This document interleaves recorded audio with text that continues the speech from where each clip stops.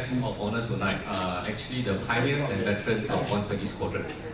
Indeed, it's actually it was their leadership, their foresight, tenacity and courage that established 120 Squadron as the premier helicopter squadron that always delivers mission success when called upon.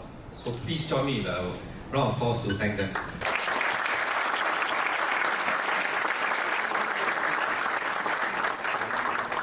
Now, as we celebrate 120 Squadron's 50th anniversary, it's only appropriate for us to reflect back on the remarkable journey that has defined the squadron's legacy for 55 years, not a short time.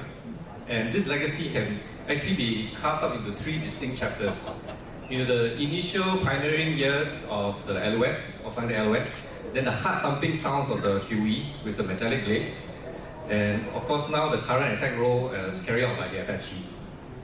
Now, the pioneer days of flying the Alouette witnessed the RSAF, then known as the Singapore Air Defence Command's first humanitarian aid and disaster relief operations. And when the Alouettes deployed to firepower, but a strong message of deterrence and resolve, reflecting the unwavering commitment of every member of 120 Squadron.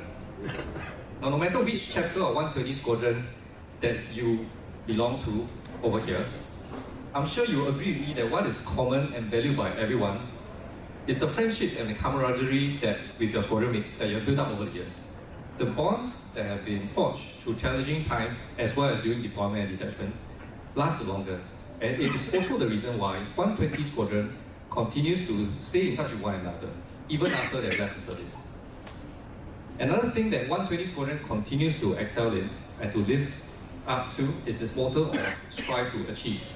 Regardless of whether was it the Alouettes, the Hueys, or the Apache, this is also exemplified by 120 Squadron winning the Best Helicopter Squadron for a 5th consecutive year this year.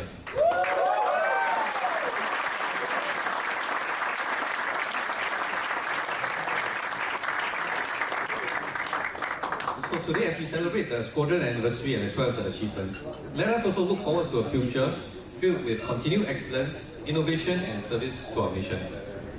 At this point, I'd like to extend my thanks and appreciation to the organizing committee for tonight's event, led by S3120 Striker.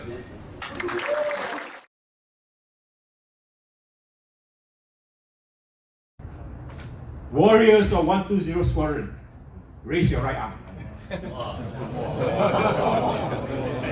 Warriors of the Air Force, raise both arms.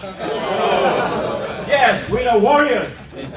We are the warriors. Today we hunt as a team. We hunt as a pack. We hunt as a tribe. We hunt as a community. We hunt in a system that's well lubricated and integrated to make us a formidable force. We are that force. We are that team. But things were different many years ago. 56 years ago, in 1968, we were in the doldrums. The political background, the geopolitical background was very different. In the 1960s, a turbulent time, when the Vietnam War was raging in our backyard, a great threat to our security in Singapore. In 1965, we gained independence, and we were struggling to build up our economy, to build up a society and to gain a position in the world. The shock came in 1968, January, when the British government announced that it was going to withdraw its military forces from this region by 1971. We were in a terrible position. The army was all right, we were building up the national service. The navy was building up, they had plans, but there was no air force. We had to build our air force very quickly in 3 years, 1968 to 1971. There's no budget, but we rose to the challenge. We had no weapons, we were individual hunters out in the open. But from that very beginning, the core of our helicopter force was formed. When the first batch of pilot trainees comprising 32 persons was selected in 1968. And from that group, 4 persons were selected to be trained in France as helicopter pilots in a rush. And 6 technicians were also sent to France to learn Alouette III, which we had bought at that time, just bought at that time. In the subsequent years, we built it up. We built things up on an ad hoc basis. There were no firm plans.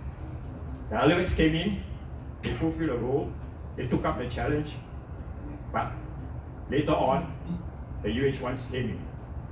It was not all in conformity with the long-term plan.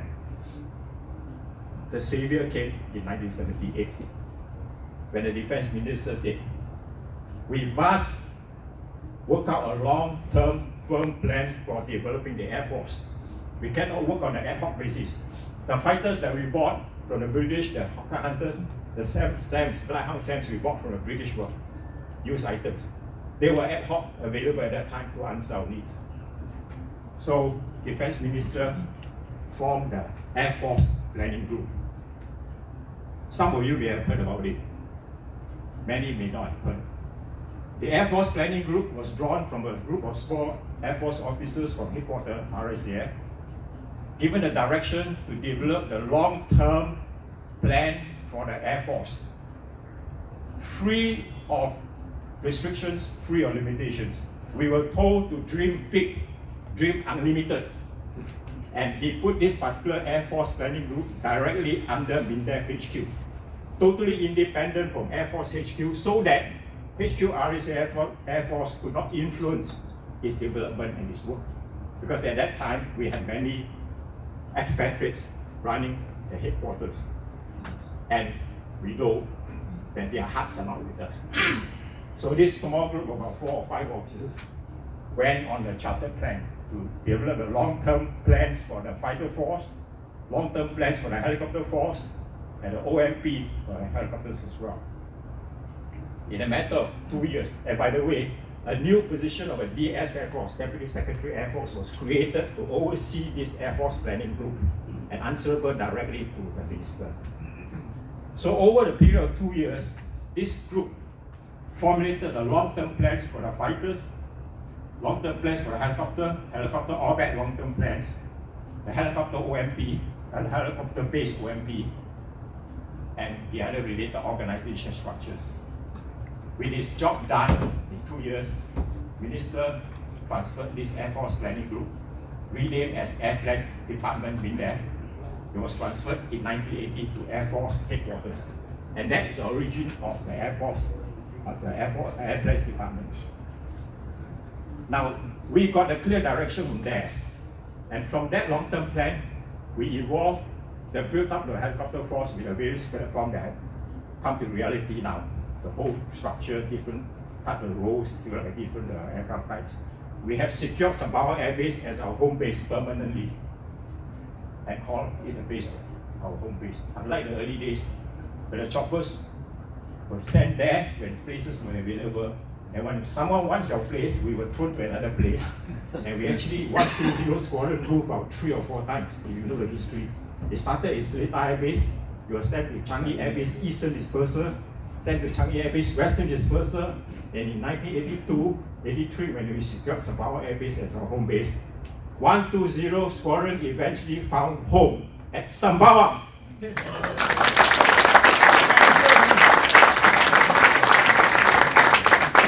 So we're proud to have a home in Sembawang, where our helicopter community, our helicopter spirit can be gathered today at the home. We have come a long way, and we still have a long way to go. And I'm glad that 120 Squadron is the womb in which all the other squadrons gestated in her womb and became 123 Squadron, 124 Squadron, 125 Squadron, 126 Squadron, 127 Squadron, and more squadrons to come.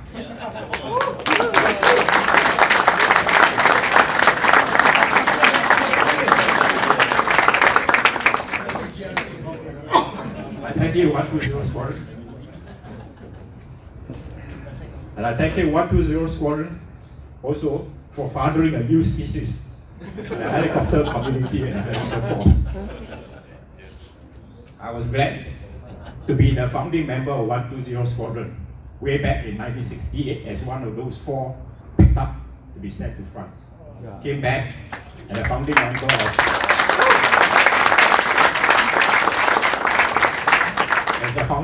of the predecessor of 120 Squadron, then known as Alouette Squadron. Alouette Squadron, in those days, the aircraft were named after the squadrons were named after the type of aircraft flown. And in 1973-72, there was a renaming system where all the 5 squadrons were renamed into numbers. And we, the helicopters, have the privilege of reserving that golden number, the 1-2 series. 120 is the first to get the series. You got first prize. Tao Biao ah! Tao Biao, okay. We need 120 squadron we need. And I'm glad also subsequently that I had the opportunity to be among that 4 officers selected to form the Air Force Planning Group. And I had the opportunity and the free hand to develop and propose the long-term helicopter orbit structure and the OMP for Sembawang, which was approved by MITF HQ within a matter of 1 year. So we are seeing fruits now, the fruits of labor, and your work now is to make full use of the opportunities that are available to you. So warriors of 120 Squadron, I thank you very much, and I love to be together with you. I can no longer run with you in a 2.4 kilometer run. I cannot keep up with your crown of hair anymore. Nor can I down as many pints of beer as you can. But I can share with you stories of our legacies, our journey, so that you can benefit, learn, and enjoy them together.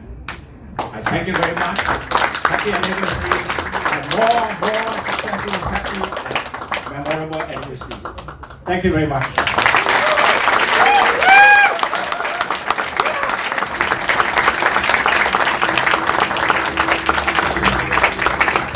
Wow. The moment he stand on stage, straight away he go, Warriors! Oh, straight away, I thought I come to the wrong room and that's all again. But very impactful, very wise word from your predecessor. Can we give him and his team a big round of applause once again? Really, thank you. Today I learned something new. Warriors right hand, Air Force right hand. So if I ever heard this on the street, I know what to do straight away. Go first.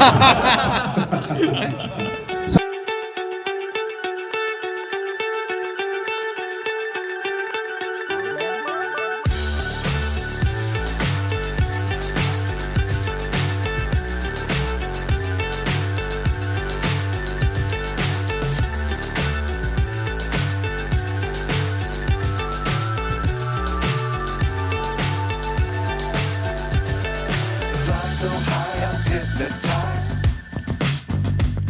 What's up is down, what's left is right. Chasing stars and holding you. I can't see the end, but we'll see it through.